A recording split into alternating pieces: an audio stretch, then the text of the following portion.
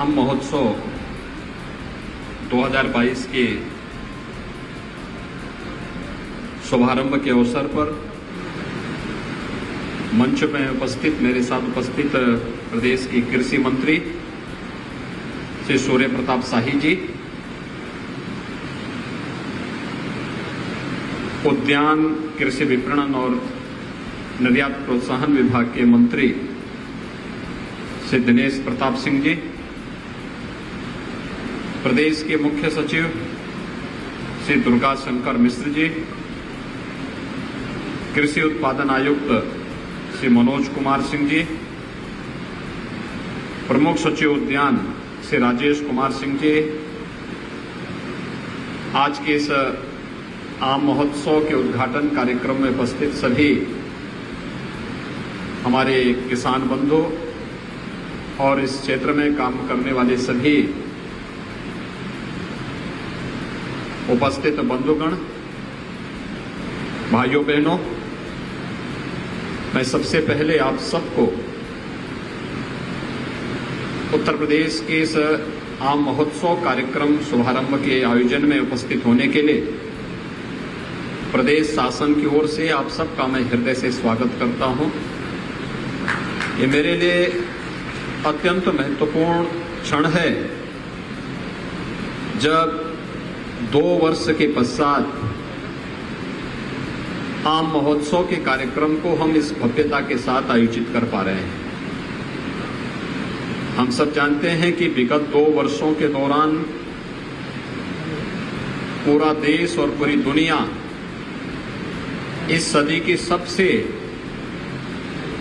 बड़ी महामारी कोरोना का सामना कर रही थी और कोरोना महामारी ने जनजीवन दोनों को पूरी दुनिया के अंदर प्रभावित किया। लेकिन उसी में रास्ता निकालते हुए आदरणीय प्रधानमंत्री जी की प्रेरणा से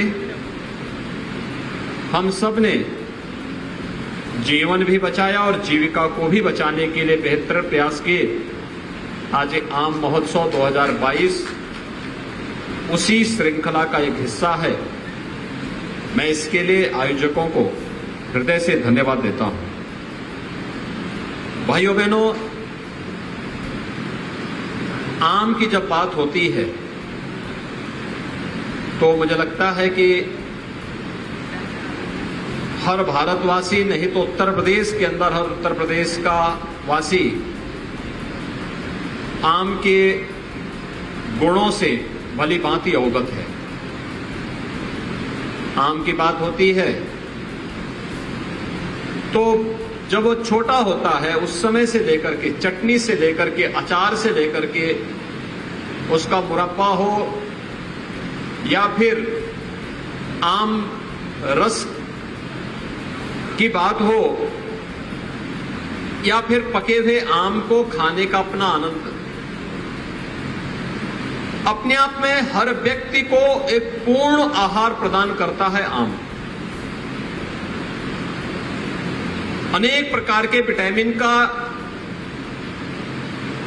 यह स्रोत भी है। लेकिन मैं अभिनंदन करूंगा इस अवसर पर अपने किसानों का, जिन्होंने इस प्रमुख औद्यानिक फसल को देश के अंदर और दुनिया के अंदर प्रमुखता के साथ आगे बढ़ाने का काम किया। और जो एवरेज आया है प्रति हेक्टेयर देश के अंदर आम का उत्पादन जितना होता है, उत्तर प्रदेश के हमारे पुरुषार्थी किसानों ने इस उत्पादन को लगभग दुगना करने में सफलता प्राप्त की है। उत्तर प्रदेश के अंदर आम का उत्पादन प्रति हेक्टेयर यह देश की तुलना में लगभग दुगने के बराबर है। ये चीजें दिखाती हैं कि उस प्रकार की उर्वरा भूमि हमारे पास है, उस प्रकार का पर्याप्त संसाधन, जल संसाधन हमारे पास है, उस प्रकार के अवसर और उस प्रकार के तकनीक प्राचीन काल से ही यहां पर रहे हैं। अमीर हो या गरीब, हर एक की पहुंच आम तक है और नाम ही ऐसा है जिसने प्रत्येक के लिए अपने आप को सुलभ किया है, इसलिए उसका नाम ही आम हो गया। पहली बार अवध शिल्प ग्राम में यह प्रदर्शनी आयोजित हो रही है। इससे पहले इंदिरा गांधी प्रतिष्ठान में आयोजित होती थी।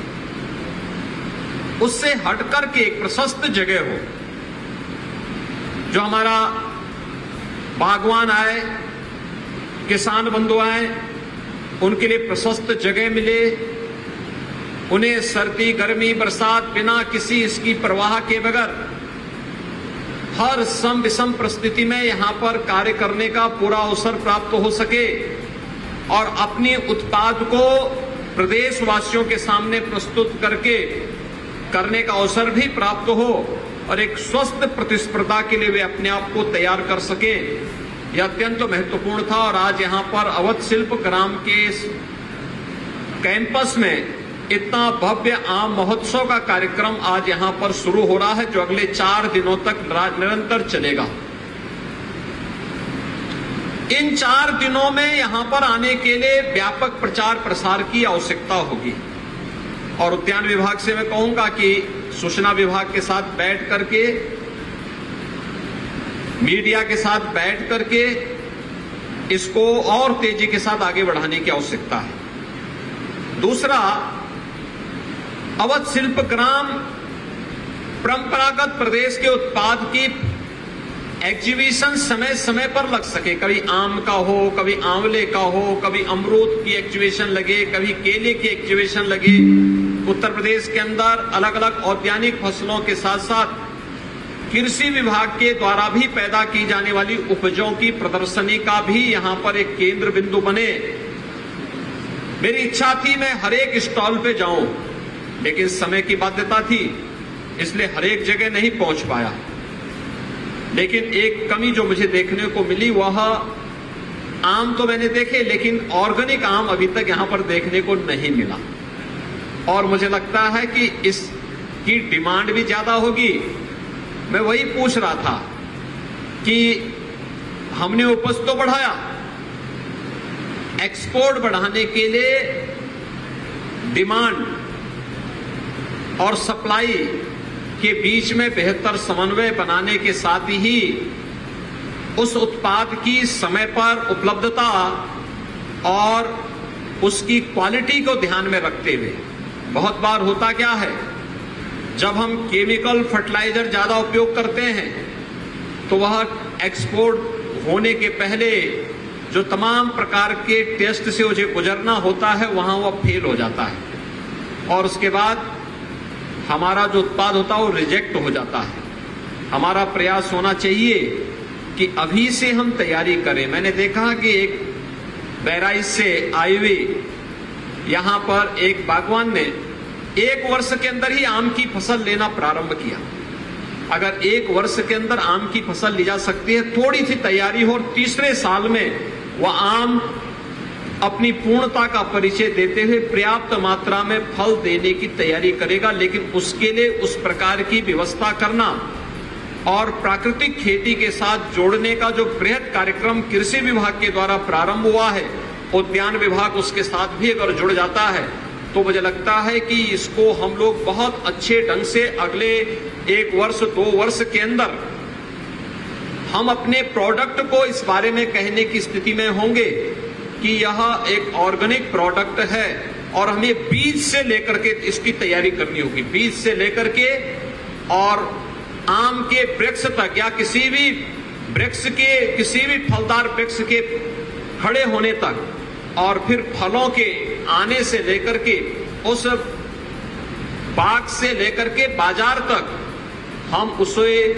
उसकी जैविक प्रवृत्ति को बनाए रखेंगे तो हम लोगों की जो उत्पाद होगी इसकी मार्केट में डिमांड भी होगी। दूसरा, हमारा प्रयास होना चाहिए कि हम लोग इसके बारे में अधिक से अधिक प्रचार भी करें और जो टेस्टिंग लैब हर कमिश्नरी स्तर पर राज्य शासन के द्वारा स्थापित करने की प्रक्रिया चल रही है, इस प्रक्रिया को भी हम तेजी के साथ आगे बढ़ाते हुए दुनिया के अंदर उस मार्केट को टटोले जहां पर हमारा बागवान अपनी फसल को पहुंचाने के लिए वहां अपने उत्पाद को भेज सके।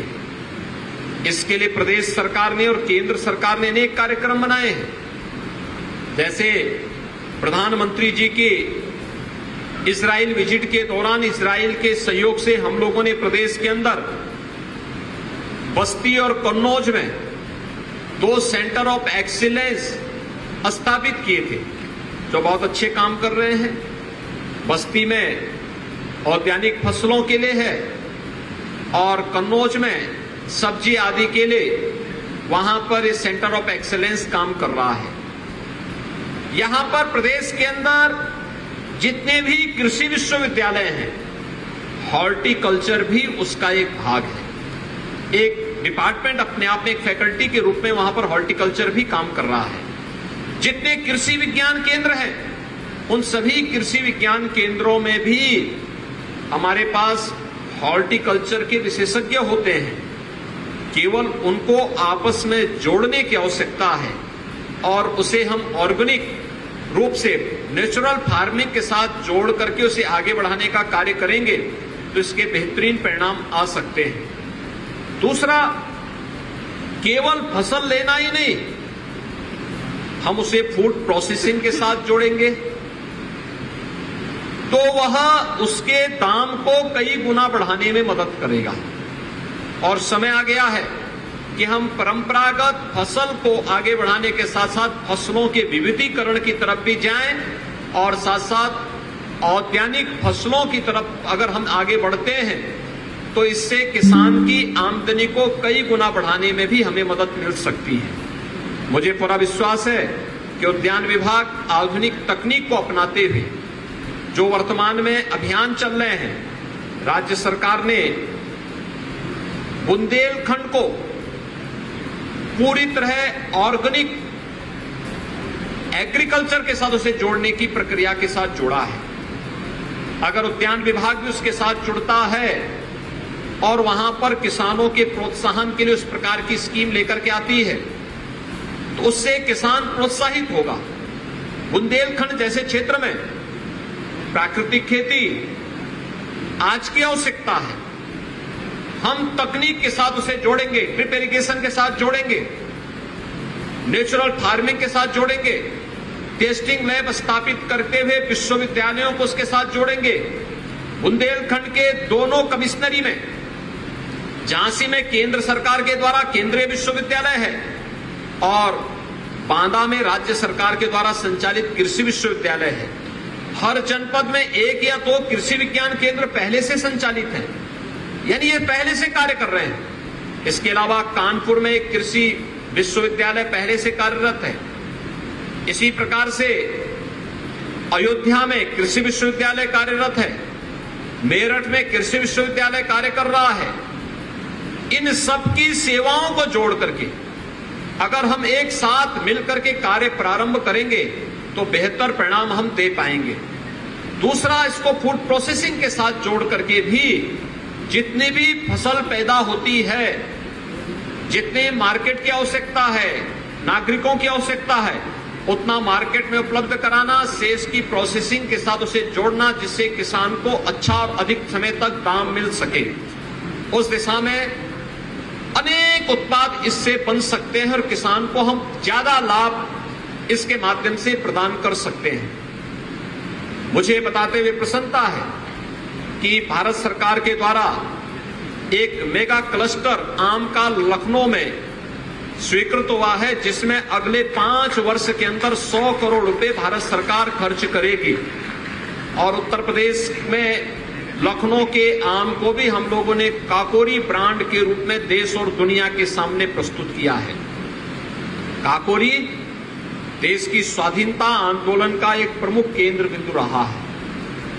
देश की आजादी के लिए जब देश अपना अमृत महोत्सव मना रहा है तो अमृत महोत्सव के इस अवसर पर काकोरी के महानायकों को स्मरण करते हुए काकोरी ब्रांड के नाम पर लखनऊ का आम देश और दुनिया के अंदर जा सके तो क्रांतिकारियों की उस देश के उन सपनों को साकार करने वाले नए भारत के, नए उत्तर प्रदेश की तस्वीर को भी उनके सामने प्रस्तुत करने में सहायक होगा। आम महोत्सव अपने उद्देश्य के प्रति सफल हो, इस विश्वास के साथ आगामी वर्ष की भी एक बृहद कार्य योजना पहले से ही हम तैयार करें। आगामी वर्षों के लिए हमारी जो कार्य योजना होनी चाहिए, उस कार्य योजना का हिस्सा केवल यहीं पर नहीं, आम की फसल अगर आप देखेंगे अलग अलग राज्यों में अलग अलग समय फसल आती है। जब यहां पे दशहरी गौर जीत समाप्त होगा, उत्तराखंड में उसके बाद ही तैयार होगा। यहां से पहले गुजरात के अंदर आम की फसल आ जाती है, यानी वहां मई तक आम की फसल, मई के अंत तक लगभग समाप्ति की ओर हो जाती है। क्या हम प्रयास कर सकते हैं कि देश के अंदर के हर वर्ष हमारा प्रयास होना चाहिए कि 1 जुलाई से लेकर 7 जुलाई के बीच में हम आम महोत्सव के कार्यक्रम के साथ जुड़ेंगे, और जुड़ने के साथ ही हमारा प्रयास होना चाहिए कि केवल उत्तर प्रदेश, उत्तराखंड और मध्य प्रदेश ही नहीं, बल्कि देश भर से जहां भी आम उत्पादक किसान हैं उनको आमंत्रित करके एक स्वस्थ प्रतिस्पर्धा हम बागवान और किसानों के बीच में ही लगाने का प्रयास करें, और फिर उन्हें यहां पर सम्मानित भी करें। ऑर्गेनिक खेती के लिए जो अन्य कार्य हो रहे हैं, नेचुरल फार्मिंग में गंगा के दोनों तटों पर प्रदेश के अंदर 27 जनपदों से गंगा मैया जाती है। इन 27 जनपदों के दोनों तटों पर 5-5 किलोमीटर के दायरे पर भी हम नेचुरल फार्मिंग के कार्यक्रम को आगे बढ़ा रहे हैं। ये नेचुरल फार्मिंग न केवल अन्नदाता किसानों के उत्पाद को मार्केट में ज्यादा दाम देगा, बल्कि हम सबकी आस्था की प्रतीक गौ माता की रक्षा करने में भी सहायक होगा। आस्था का भी सम्मान होगा और अर्थव्यवस्था भी सुदृढ़ होगी। इन दोनों में बेहतर समन्वय का ये माध्यम बन पाएगा। 34 जनपदों के अंदर उद्यान विभाग, कृषि विभाग के साथ मिलकर के अगर इस कार्यक्रम को तेजी के साथ आगे बढ़ाता है, इसके बेहतरीन परिणाम होंगे। मैं एक बार फिर से अगले 4 दिनों तक चलने वाले आम महोत्सव कार्यक्रम के लिए हृदय से अपनी शुभकामनाएं देता हूं। विश्वास व्यक्त करता हूं कि इसका व्यापक प्रचार प्रसार हो। लखनऊ महानगर और आसपास के क्षेत्रों से आने वाले जो भी यहां पर सामान्य नागरिकगण होंगे, उन लोगों के लिए आम केवल देखने की वस्तु नहीं, बल्कि उनके टेस्ट के साथ साथ अगर वे खरीदारी करना चाहते हैं तो मार्केट से कम दाम पर अगर आप उन्हें उपलब्ध करवाने का कार्य करेंगे तो एक तो उनको अनेक वैरायटी देखने का अवसर प्राप्त होगा, और दूसरा कम दाम पर अगर आप उन्हें आम उपलब्ध करवाने का कार्य करेंगे तो वह अगली और भी अन्य लोगों को यहाँ लाने के लिए आएंगे। और हमारा प्रयास होना चाहिए कि जब जिस फसल का सीजन हो, प्रत्येक नागरिक को कम दाम पर, कम से कम दाम पर, न्यूनतम दाम पर वह सुविधा वहां उपलब्ध होनी चाहिए, जिससे वह भी उसका आनंद ले सके और उसके स्वाद को चख सके। ये हमारा प्रयास होना चाहिए। आज के इस अवसर पर इस आम महोत्सव कार्यक्रम के लिए उद्यान विभाग को एक बार फिर से हृदय से धन्यवाद देते हुए आए हुए सभी बागवान और अन्नदाता किसानों का मैं इस अवसर पर हृदय से स्वागत करता हूं, और ये महोत्सव अपने लक्ष्यों को प्राप्त करेगा इस विश्वास के साथ इसकी सफलता के लिए अपनी शुभकामनाएं मैं देता हूं। धन्यवाद। जय हिंद।